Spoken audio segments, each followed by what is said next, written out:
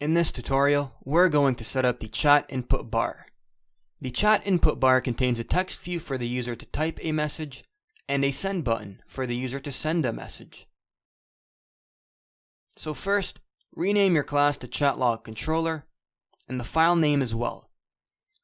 Copy and paste it into your main.storyboard to make sure that the ChatLogController is the initial view controller.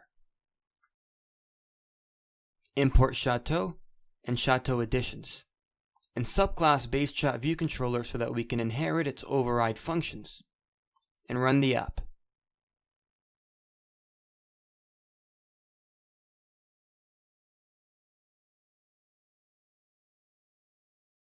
The app crashes because we didn't override create presenter builders. So in the chat log, override it. Don't worry about what this function does. We'll cover it in the next section. Just return an empty dictionary of the type that's required to satisfy the error, and run the app.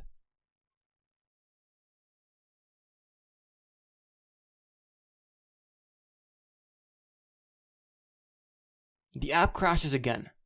This time, we didn't override create chat input view. Create chat input view is the function we're going to use to set up the chat input bar. So in the chat log, override it. Write let input bar is equal to chat input bar.load nib. This loads the nib file containing the input bar that was made for us by Chateau. Return the input bar and create chat input view will display it. Now run the app.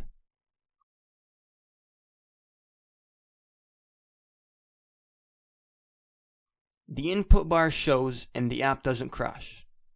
Right here is the text view. And the send button is not visible because we have to modify its appearance. We will do that in the next tutorial.